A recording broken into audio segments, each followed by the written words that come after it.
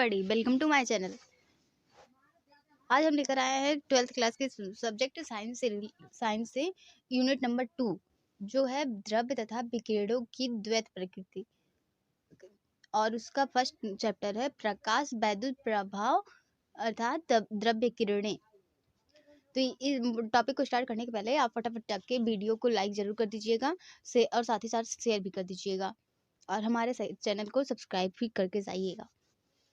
तो आज का टॉपिक है हमारा प्रकाश वैद्युत प्रभाव और द्रव्य तरंगे। तो प्रकाश वैद्युत प्रभाव क्या होता है? प्रकाश किरणों के प्रभाव से धातु से इलेक्ट्रॉनों का उत्सर्जन जो होता है वो प्रकाश वैद्युत प्रभाव कहलाता है।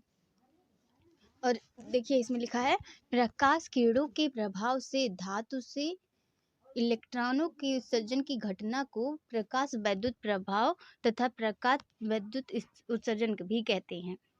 दो इसे कह सकते हैं, एक प्रकाश वैद्युत प्रभाव और एक प्रकाश वैद्युत उत्सर्जन। प्रकाश वैद्युत प्रभाव और प्रकाश वैद्युत उत्सर्जन। प्रकाश द्वारा उत्सर्जित इलेक्ट्रॉनों को फोटो इलेक्ट्रॉन या प्रकाश इलेक्ट्रॉन तथा अन्य धारा को प्रकाश वैद्युत धारा कहते हैं।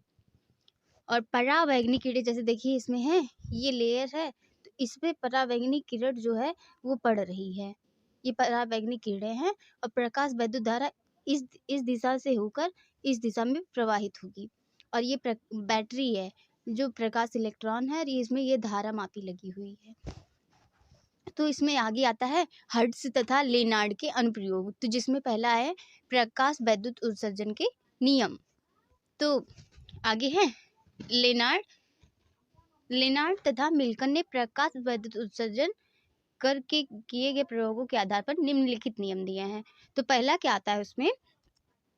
पहला आता है किसी धातु के पृष्ठ से प्रकाश इलेक्ट्रॉनों में उत्सर्जन की दर धातु के पृष्ठ पर आपतित प्रकाश की तीव्रता के अनुक्रमानुपाती होती है। जो आपतित प्रकाश होता है, जो इलेक्ट्रॉनों में प्रकाश इलेक्ट्रॉनों की उत्सर्जन दर होती है वो आपतित प्रकाश की तीव्रता के अनुक्रमानुपाती होती है, फर्स्ट नियम है। और सेकेंड वाला है उत्सर्जित प्रकाश इलेक्ट्रॉन की अधिकतम गतिज ऊर्जा आपतित प्रकाश की तीव्रता पर निर्भर नहीं करती है, ये सेकेंड वाला है। और थर्ड वाला है प्रकाश इलेक्ट्रॉन की अधिक गतिज ऊर्जा आपतित प्रकाश की आवृत्ति के अनुक्रमानुपाती होती है। और चौथा रूल क्या है? यदि आपतित प्रकाश की आवृत्ति एक न्यूनतम मान देलही आवृत्ति से कम है तो धातु से कोई भी प्रकाश इलेक्ट्रॉन नहीं निकलता है। देहली आवृत्ति भिन्न भिन्न धातुओं के लिए भिन्न भिन्न होती है। और पांचवा क्या है? प्रकाश के धातु के पृष्ठ पर गिरते ही, जैसे ही प्रकाश धातु के पृष्ठ पर गिरती है तुरंत ही इलेक्ट्रॉनों का उत्सर्जन प्रारंभ हो जाता है। अर्थात प्रकाश के पृष्ठ पर गिरने तथा इलेक्ट्रॉनों के पृष्ठ से बाहर निकलने के बीच कोई समय पश्चातता नहीं होता है, मतलब जैसे उसमें समयांतराल नहीं होता है, चाहे प्रकाश की तीव्रता तेज ही क्यों ना हो। इसमें देखिए ये ग्राफ इस तरीके से बना है, ये जो वर्टिकल है वो धारा है करंट का और ये बोल्ट विभवांतर का है। और ये जब प्रकाश की किरण पहले ये तीव्रता 2 आई और ये सेकेंड वाला, और ये V0 वोल्ट की है। अब आती है बात निरोधी विभव क्या है? तो निरोधी विभव होता है जैसे P1 के सापेक्ष P2 के इस ऋण विभव को जिस पर प्रकाश वैद्युत धारा शून्य हो जाती है, जैसे E निरोधी विभव अथवा संस्तब्ध विभव कहते हैं इसे।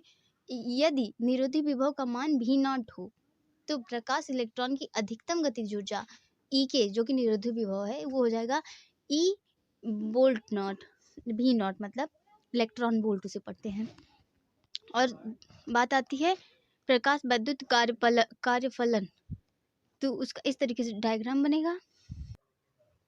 उस न्यूनतम ऊर्जा जो किसी धातु से प्रकाश इलेक्ट्रॉन उत्सर्जित करने के लिए आवश्यक है उस धातु का प्रकाश वैद्युत कार्यफलन कहलाता है। इसे W से प्रदर्शित करते हैं।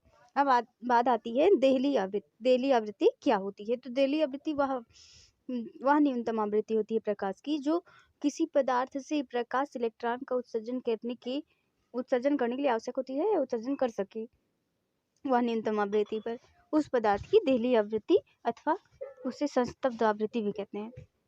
अब आती है बात देहली तरंग दैर्ध्य।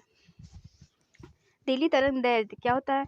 किसी पदार्थ की देहली आवृत्ति v नॉट की संगत प्रकाश की तरंग दैर्ध्य को देहली तरंग दैर्ध्य अथवा संतप्त तरंग दैर्ध्य कहते हैं। इसे लैम्डा नॉट से प्रदर्शित करते हैं।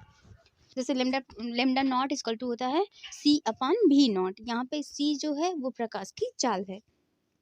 आइंस्टीन का प्रकाश वैद्युत समीकरण क्या होता है ये हम आपको आगे वाले वीडियो में बताएंगे। Thank you for watching. Like share and subscribe.